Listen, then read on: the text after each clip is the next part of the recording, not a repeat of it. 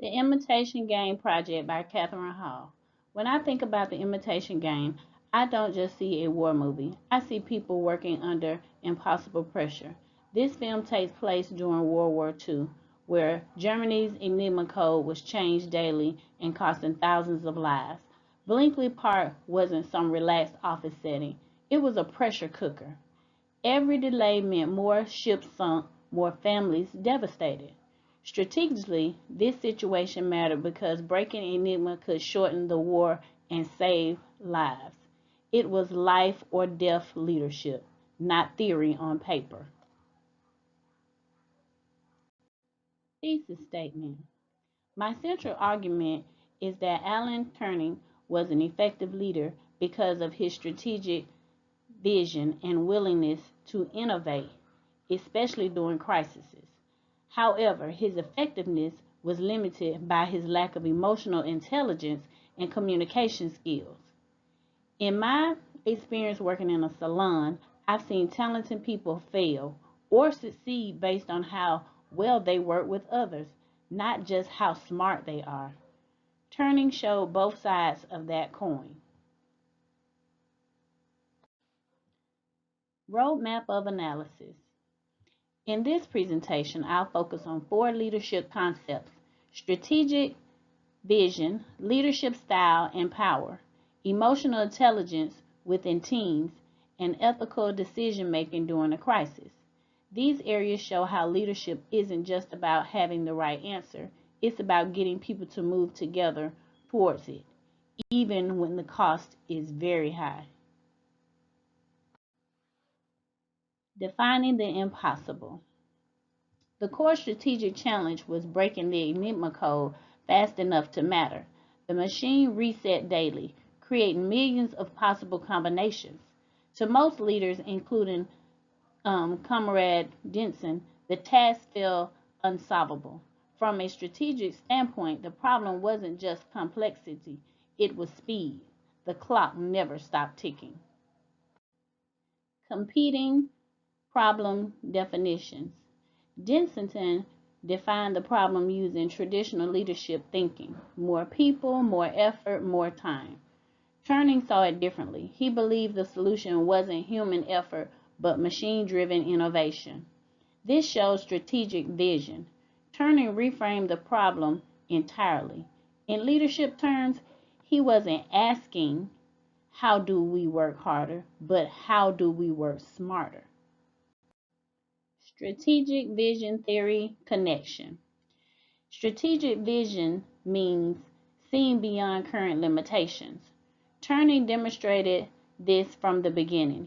Even when others doubted him, he stayed focused on the outcome, breaking enigmas constantly. In my line of work, I've seen business owners succeed when they stopped clinging to the how it always has been. Turing had that mindset even when it made him unpopular.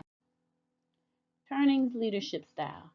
Turing's leadership style was highly task-oriented and often autocratic. He prioritized results over relationships. This brought strength, focus, efficiency, and discipline, but also serious limitations. People felt dismissed and undervalued. In the salon world, someone like that might be a brilliant stylist, but a nightmare to work for.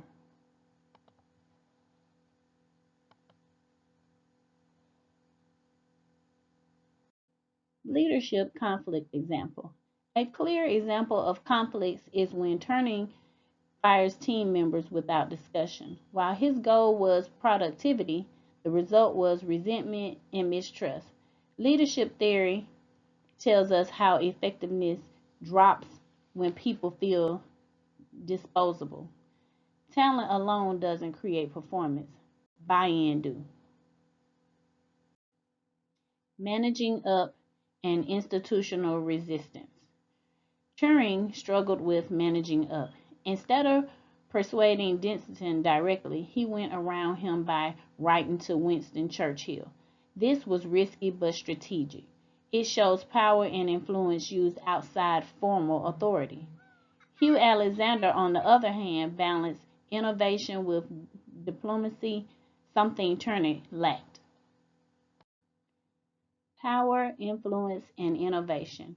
Turning's power came from expertise, not position.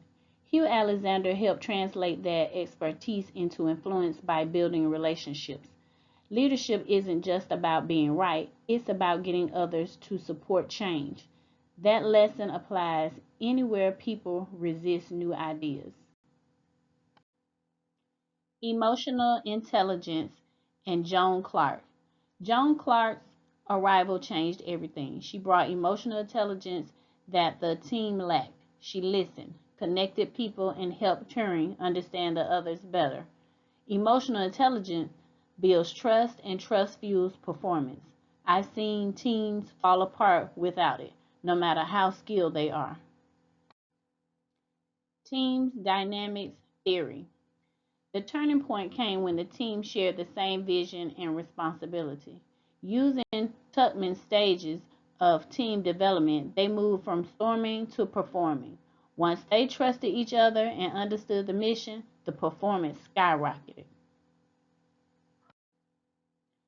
Ethical decision making under crisis. After breaking the code, the team faced an ethical nightmare. They couldn't act on all the intelligence without revealing their secret. Using utilitarian ethics, they chose the greatest good for the greatest number. Leadership under crisis often means making decisions that never feel right, only necessary. Communication and influence. Turing struggled to communicate his vision in a way others could understand. Once he improved using simpler language and shared goals, the trust increased. Communication shapes outcomes. A leader who can't explain the why will always face resistance. Conclusion and leadership lessons. The biggest leadership lesson from the imitation game are that vision is powerful, innovation is necessary, and emotional intelligence is not optional. The lesson that impacted me most is that leadership isn't just about brilliance, it's about connection. I've learned over the years that people will follow you through chaos if they feel seen, respected, and a part of something bigger.